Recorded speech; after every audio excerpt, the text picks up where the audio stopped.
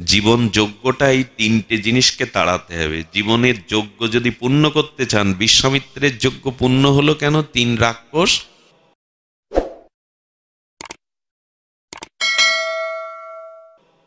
দুরাশা বধ হয় যদি ভগবানের চরণে শরণ নেওয়া যায়, তখন তার মধ্যে আর দুরাশা, কুয়াশা থাকে না।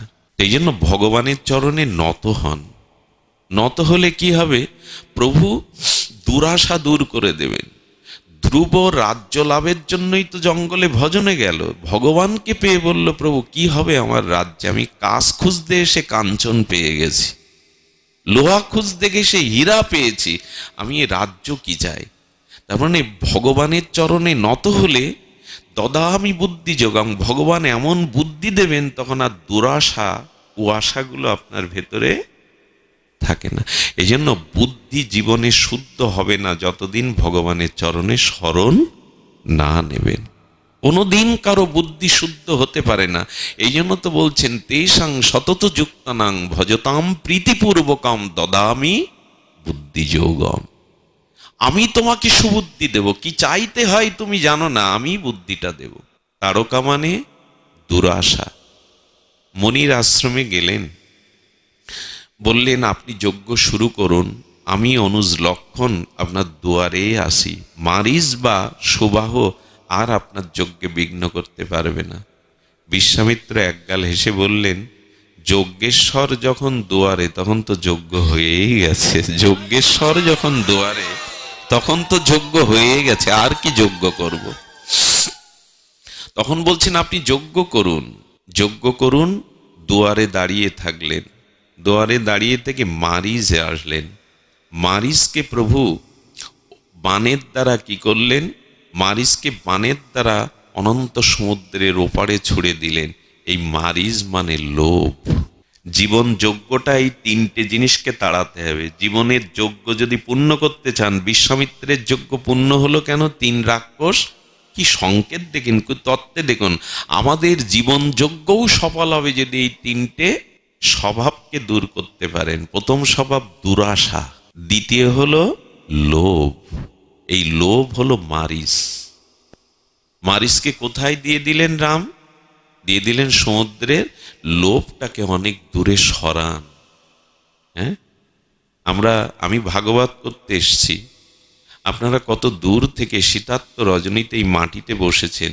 এখানে যদি আপনাদের আত্মকল্যাণ ভগবানের প্রীতির উদ্দেশ্যে না হয়ে টাকার দিকে আমার লোভ যায়, কত টাকা পাবো একটা পাঠ করলে, কত টাকা প্রণামী পাবো, যদি এই উদ্দেশ্য থাকে, এই লোভই মানুষকে শেষ করে দেয়।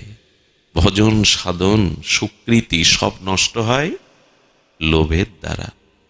রূপের লোভ, অর্থের লোভ, ক্ষমতার লোভ, যশের লোভ, প্রতিষ্ঠার লোভ, পদ প্রতিষ্ঠার, এই লোভকে জীবনযোগ্য পূর্ণ করতে গেলে লোভকে সাত সমুদ্রের ওপারে দাও। তবে লোভ থাকবে, ভক্তের চরণ ধরির লোভ, প্রেম ভক্তির লোভ, ভগবানকে পাওয়ার লোভ, এই লোভ থাকুক।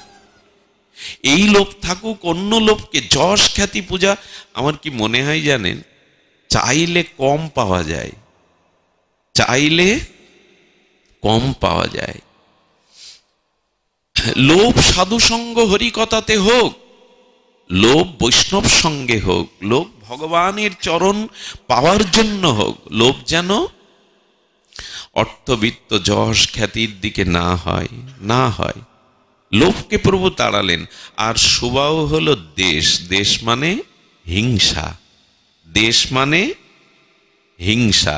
হিংসাকে প্রভু রামচন্দ্র কি বান দিয়ে, অগ্নি বান দিয়ে হিংসাকে জয় করলেন। হিংসা জয় হয় জ্ঞানের দ্বারা, জ্ঞানের দ্বারা হিংসা জয় হয়। এইখানে তিনজন রাক্ষসকে বধ করলেন রাম লক্ষ্মণ, করে বিশ্বামিত্রের যজ্ঞ পূর্ণ করলেন। সংকেত কি পাওয়া গেল?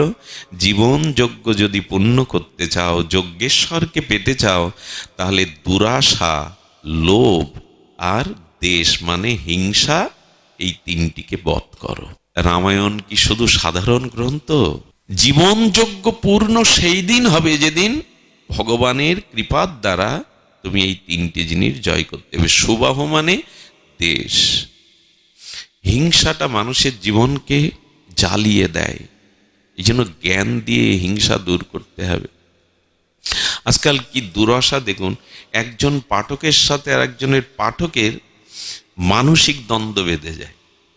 কার কোন এলাকায় কার কত সুনাম, কার পাঠে কত বেশি ভক্ত হয়, এই নিয়েই দ্বন্দ্ব বেঁধে। এবং একটা মজার কাণ্ড হলো, যাকে যে ভালোবাসে সেই পাঠকের একটা গোষ্ঠী তৈরি হয়, অন্য পাঠকের একটা গোষ্ঠী তৈরি হয়, এবং এই হিংসার বিষটা ওই গোষ্ঠীদের মধ্যেও ছড়াই পড়ে। উনি ওনার গোষ্ঠী, উনি ওনার গোষ্ঠী। আচ্ছা, সূর্যের আলো কি কখনো আলাদা আলাদা করে আলো দেয় কাউকে? বাতাস আলাদা দেয় কি? তো ভাগবত পাঠকদের মধ্যেও এখন এই গোষ্ঠী দ্বন্দ্ব, কোথায় দাঁড়াবেন? আমার থেকে যদি কেউ এগিয়ে যায়, হ্যাঁ যাক না। দেখুন, আপনি রিপ্রেজেন্টেটিভ কোনো ওষুধ কোম্পানির, আমরা দুইজন রিপ্রেজেন্টেটিভ। এখন বেতন আমাকে দেবে, আমি কাজ করি, আমার বেতন দেবে। এখন আমার থেকে আপনার দ্বারা যদি ওষুধ বেশি বিক্রি হয়, তো আমার কোম্পানিরই তো ওষুধ বিক্রি হচ্ছে, আমি তো বেতন পাচ্ছি, আমার কোম্পানিরও তো ওষুধ সেল হচ্ছে, আমার হিংসা হবে কেন? আমার থেকে অন্যের পাঠে যদি মানুষ বেশি আসে, তার কথাই যদি মানুষ সুসংস্কার পায়, আমার কোম্পানি অর্থাৎ ভগবানেরই কথাই তো মানুষ শুনছে, তাতে আমার হিংসা আসবে কেন? কিন্তু আজকাল দেখবেন এই এর মধ্যেও, হ্যাঁ, এমনকি শ্রোতাদের মধ্যেও ভাগ হয়ে যায়, উনি ওনার দলের, উনি ওনার দলের। এটা হওয়া উচিত নয়। এই দেশগুলো না তাড়াতে পারলেই, ওই যে যজ্ঞপূর্ণ নিকম্ভিলা যজ্ঞ ইন্দ্রজিতের পূর্ণ হয়নি, অন্যকে বধ করবার জন্য, ধ্বংস করবার জন্য যজ্ঞ শুরু করেছিল। এগুলো যেন না হয়, সেই ভগবানের কথাই তো বিতরণের জন্য আমরা তার দাস অনুদাস হয়ে এসেছি। আমাদের আবার কিসের দল? এই জন্য দেখুন, আমি পাঠে কখনো কোনো সম্প্রদায়ের নিন্দা, আমার জ্ঞানও তো, মানুষ তো ভুল হতে পারে, কোনো কথা আসতে পারে, কিন্তু আমি কোনো সম্প্রদায়ের নিন্দা আজও কোনো ভাগবত ব্যাসাসনে বসে বলি না। কোনো দল মতের কথা বলার না চেষ্টা করি। মানুষ ভুল হতে পারে, কথাই তো ভুল হয়, কিন্তু চেষ্টা করি কোনো দল মত, কোনো বিভেদ এর মধ্যে না আনা। এই দেশে অল্প কিছু সনাতন অবলম্বী আমরা আছি, আমাদের মধ্যেও যদি এভাবে, কিন্তু একথা বলে আজ লাভ নেই। সবাই সবার দল নিয়েই ব্যস্ত, গোষ্ঠী নিয়েই ব্যস্ত। এটা হওয়া উচিত না। একটা উদার চিন্তা থাকা উচিত। ধর্ম এগিয়ে যাক, সনাতন সভ্যতার মানুষগুলো শান্তি পাক। আমি দল গড়ে গিয়ে আমি কিছু লোককে আমার মতে এনে কেন আমি অন্যের বিপক্ষে খাড়া করব? আপনারা যারা শ্রোতা, তারাও এরকম কখনো করবেন না, কোনো গোষ্ঠী ভাগ হবেন না। হরিকথা হরিকথায়। তবে শাস্ত্র বলেছে ভাগবত শ্রবণ করতে হবে কার মুখে? এই কথাটাও বলা আছে, স্বজাতীয় স্নিগ্ধ ভজনানন্দী নির্মল চরিত্রের মুখে হরিকথা শুনতে হবে। স্বজাতীয় মানে কেমন জানেন?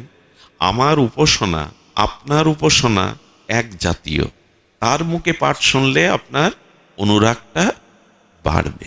কথা বোঝা যায়? সাধনার প্রথম অবস্থায় বিজাতীয় কোনো বক্তার মুখে আলোচনা শুনতে গেলে আপনার ভিতরে অনেকগুলো সমস্যা তৈরি হতে পারে। কথাটা বোঝাতে পারলাম কিনা জানি না। আমি যদি ওরাকান্তি ঠাকুরের আশ্রিত হই, আমি যদি অন্য কোনো মতপথের আলোচনা শুনতে গিয়ে দেখি আমার ইষ্ট নিন্দা হচ্ছে, আমার ঠাকুরের, আমার সম্প্রদায়ের নিন্দা হচ্ছে, ওটা শুনলেই আপনার অপরাধ হয়ে গেল।